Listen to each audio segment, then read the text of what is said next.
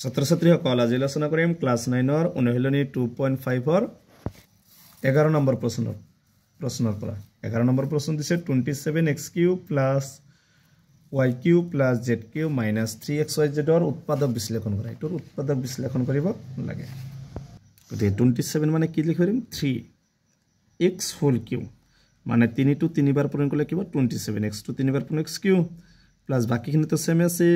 y³ আছে z³ আছে আর এখানে মানে কি লিখি দিম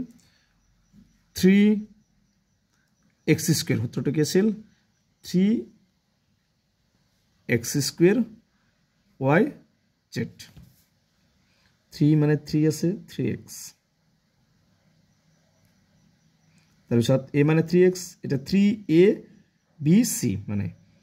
a মানে 3x আর b মানে y c মানে কি দি আছে z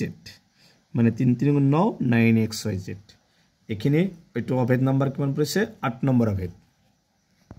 তো 8 নম্বৰ অভেদ তো পেজ নাম্বার 72 আছে x³ + y³ + z³ - 3xyz = x + y + z whole x² + y² + z² - xy - yz - zx এই সূত্ৰটোত ভাঙিব লাগিব এতিয়া এই সূত্ৰটোত প্ৰথমে কি আছিল এখানে তো আমি বনাইছো এখানে আর এখানে আছে x + y + z এত x মানে 3x plus y মানে y z মানে z বাকিখিনি সব এবার তার পিছত কি আছে x² এত x মানে কি আছে 3x² তার পিছত কি আছে প্লাস y² y মানে y আছে প্লাস z² z মানে z² আছে মাইনাস x মানে আমার কি 3x আর y মানে y আছে তার পিছত কি আছে মাইনাস y z y মানে y z মানে z আছে minus zx z মানে z আৰু x মানে কিমান আছে 3x বাকি এখানে সব 3x plus y plus z same কে লিখিবা তাৰ পিছত এখানে মানে কি হ'ব 3x² মানে 3 টো 2 বাৰ পূৰণ মানে 9 x টো 2 বাৰ পূৰণ x² plus y² plus z²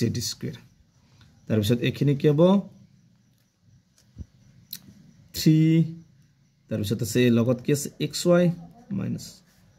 minus বাকিখিনি সেম yz মাইনাস কি হ'ব 3xz 3 টো আগত লিখি দিছো বাকিখিনি সেম তে এটো হৈছে 11 নম্বৰটোৰ आंसर গতিকে আজিৰ ভিডিওটি এখিনিয়ে ইয়াৰ পিছৰ ভিডিওত 12 নম্বৰৰ পৰা আলোচনা কৰিম যদি তোমালোকে ভিডিওটো লাইক কৰিবা চেনেলটো সাবস্ক্ৰাইব কৰিবা